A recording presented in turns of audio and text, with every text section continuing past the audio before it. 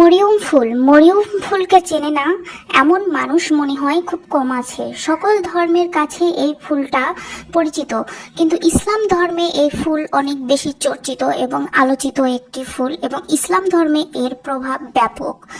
তো চলুন বন্ধুরা, আজকে আমরা জেনে নিব মরিয়ম ফুলের উপকারিতা এবং এর অজানা অনেক রহস্য। হ্যালো বন্ধুরা, আমি হুমায়রা স্টোরিটিস থেকে আপনাদের সকলকে জানাচ্ছি অনেক প্রীতি ও শুভেচ্ছা। আপনারা সকলে আমাদের পরিবারের সদস্য, আপনারা সকলে আমাদের পাশে থাকুন। এখানে প্রতিদিন নিত্য নতুন ইসলামিক সকল প্রকার লেটেস্ট ভিডিও আপলোড করা হবে। আপনারা আমাদের সাহায্য করবেন এবং সহযোগিতা করবেন, এটাই আমাদের একান্ত কাম্য। বন্ধুরা, আরেকটা কথা বলে নিই যে আমি চাইলে এখানে এআই দিয়ে বিভিন্ন ফেস লাগিয়ে আমি ভিডিওটা তৈরি করতে পারতাম, কিন্তু সত্য কথা বলতে আমরা কোনো মানুষই আমাদের রাসূল সাল্লাল্লাহু আলাইহি সাল্লামকে দেখিনি, বা আমাদের নবী রাসূলের সাথে আমরা মানে এমনি তাদের জীবন কাহিনী শুনেছি, কোরআন পড়েছি, কিন্তু তাদেরকে আমরা কেউ দেখিনি। তাই তাদের চেহারা, তাদের আকৃতি কেমন কি আমরা কেউ বলতে পারি না।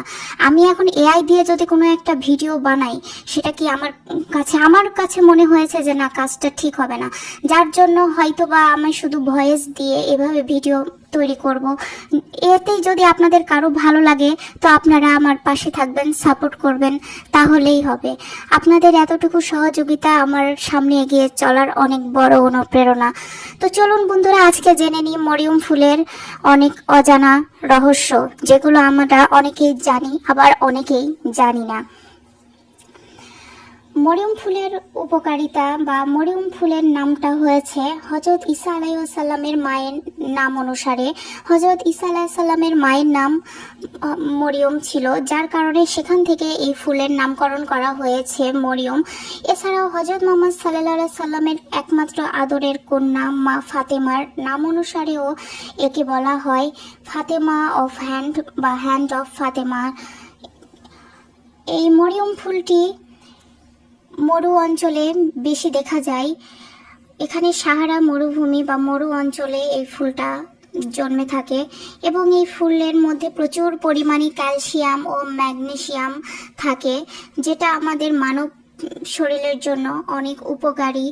এছাড়াও এই ফুলটা দেখতে আসলে অনেক খড়খড়া টাইপের, একদম নির্জীব নিষ্প্রাণ, একদম মরা গাছের পাতা যেরকম খড়খড়া হয়, সেটা যদি আমাদের শরীরে লাগে যেরকম একটা অনুভূতি হয়, এই মরিয়ম ফুলটা দেখতে আসলে ঠিক সেই রকম।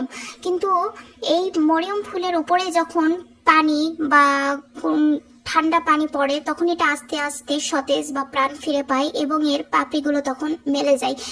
তো বন্ধুরা, এই মরিয়ম ফুল নিয়ে যদি বলতে লাগি তাহলে বলা শেষ হবে না, কিন্তু তারপরেও বলতে চাই এই মরিয়ম ফুল নিয়ে অনেক কুসংস্কার আছে বা অনেক আছে, কিন্তু এর আসল যে উদ্দেশ্য বা আসল যে কাজ সেটা আমরা অনেকেই জানি, যে আমাদের নারীদের প্রসব বেদনা লাঘবের কারণে এই মরিয়ম ফুলটা ব্যবহার করা হয়।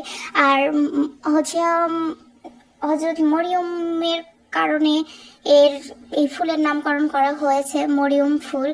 তো আপনারা অবশ্যই অবগত আছেন যে 10 মাস 10 দিন গর্ভধারণের পর যখন একটা সন্তান ভূমিষ্ঠ হয়, তখন একটা মায়ের কতটা প্রসব যন্ত্রণা সহ্য করতে হয়।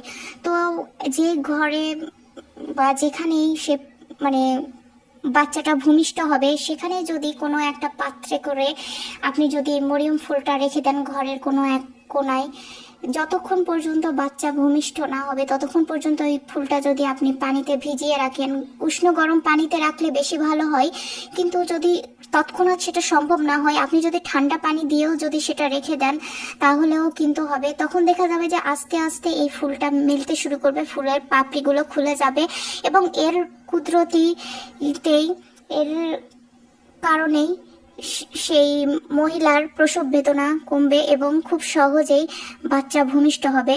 কথিত আছে যে মরিয়ম ফুলের পাপড়ি যখন মেলতে শুরু করে, তখন মেয়েদের জরায়ুর মুখটাও বড় হতে যায় এবং খুব সহজেই বাচ্চাটা ভূমিষ্ঠ হয়ে যায়।